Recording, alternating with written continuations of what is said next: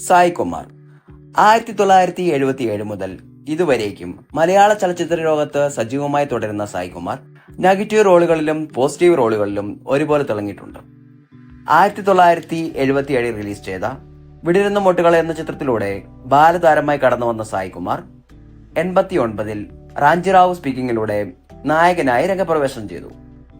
ഒരു നായക നടൻ എന്ന നിലയിൽ മികച്ച തുടക്കമായിരുന്നു ഈ ചിത്രത്തിലൂടെ സായ് കുമാറിന് ലഭിച്ചത്. ഹാസ്യത്തിന്റെ ആ കാലഘട്ടത്തിൽ നായകനായി അധികം കാലം പിടിച്ചു നിൽക്കുവാൻ അദ്ദേഹത്തിന് സാധിച്ചില്ല. പിന്നീട് സായ് കുമാർ പതിയെ സപ്പോർട്ടിംഗ് റോളുകളിലേക്കും ക്യാരക്ടർ നെഗറ്റീവ് റോളുകളിലേക്കും ചുവടുവെക്കുകയായിരുന്നു. നായക വേഷങ്ങൾ പിന്നീട് താരത്തെ തേടിയെത്തിയില്ലെങ്കിലും 1990കളുടെ അവസാനത്തിൽ സായ് കുമാർ എന്ന നടന്റെ സുവർണ കാലഘട്ടം ആരംഭിക്കുകയായിരുന്നു. ആറാം തമ്പുരാനിലൂടെ തുടക്കം കുറിച്ച താരം പിന്നീട് മമ്മൂട്ടി, മോഹൻലാൽ ചിത്രങ്ങളിൽ അവർക്കെതിരെയുള്ള ശക്തമായ വേഷങ്ങൾ ചെയ്തുകൊണ്ട് ശ്രദ്ധ നേടി. മോഹൻലാലിന്റെ നരസിംഹം, താണ്ഡവം എന്നീ ചിത്രങ്ങളിലും മമ്മൂട്ടിയുടെ വല്യേട്ടൻ, വേഷം എന്നീ ചിത്രങ്ങളിലും വില്ലൻ കഥാപാത്രങ്ങൾ താരത്തിന് മികച്ച സ്വീകാര്യത നേടിക്കൊടുത്തു. ദിലീപ് ചിത്രമായ കുഞ്ഞിക്കൂണിലെ വാസുവണൻ എന്ന കഥാപാത്രം ഏറെ പ്രശംസ നേടിയിരുന്നു. പിന്നീട് അങ്ങോട്ട് നിരവധി അച്ഛൻ കഥാപാത്രങ്ങൾ, നെഗറ്റീവ് റോളുകൾ, ക്യാരക്ടർ റോളുകൾ അങ്ങനെ ലഭിച്ചതെല്ലാം അദ്ദേഹം അവിസ്മരണീയമാക്കി. വിനു മോഹൻ ഒരു പുതുമുഖ നടൻ എന്ന നിലയിൽ ഏറ്റവും മികച്ച തുടക്കം ലഭിച്ച നടനായിരുന്നു വിനു മോഹൻ. AK ലോകിദാസിന്റെ സംവിധാനത്തിൽ 2007 തിയേറ്ററിലെത്തിയ നിവേദ്യത്തിൽ നായകനായിരുന്നു വിനു മോഹൻ സിനിമയിലേക്ക് എത്തുന്നത്. പിന്നീട് ജോണി ആന്റണി സംവിധാനം ചെയ്ത സൈക്കിൾ എന്ന ചിത്രത്തിൽ നായകന്മാരിൽ ഒരാളായാണ് വിനു മോഹൻ എത്തിയത്. നായക വേഷങ്ങൾ പിന്നീട് താരത്തെ തേടിയെത്തിയില്ല. 2016 പുറത്തിറങ്ങിയ പുലിമുരുകനിലെ മോഹൻലാലിന്റെ അനിയൻ കഥാപാത്രം ഏറെ പ്രേക്ഷക പ്രശംസ നേടിയ ഒന്നായിരുന്നു.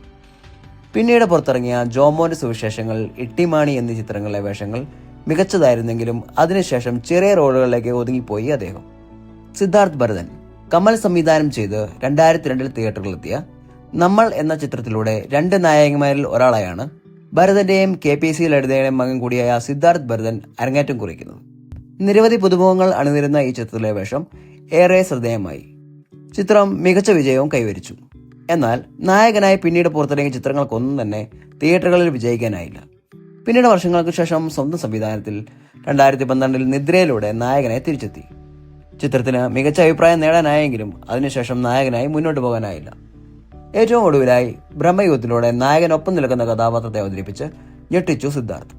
സൈജു കുറുപ്പ് P. ഹരിഹരൻ രചനയും സംവിധാനവും നിർവഹിച്ച് 2005 തിയേറ്ററുകളിലെത്തിയ മയൂഖത്തിലൂടെ മമതയുടെ നായകനായാണ് സൈജു കുറുപ്പ് മലയാള സിനിമയിലേക്ക് എത്തുന്നത്.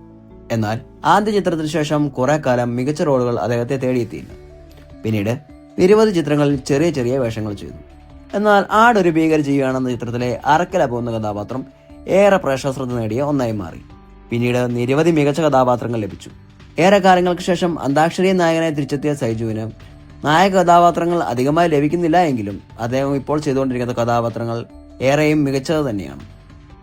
വീഡിയോ ഇഷ്ടമായാൽ ദയവായി ഒന്ന് ഷെയർ ചെയ്യുക. വീഡിയോയുടെ രണ്ടാം ഭാഗവുമായി വീണ്ടും എത്താം. നന്ദി.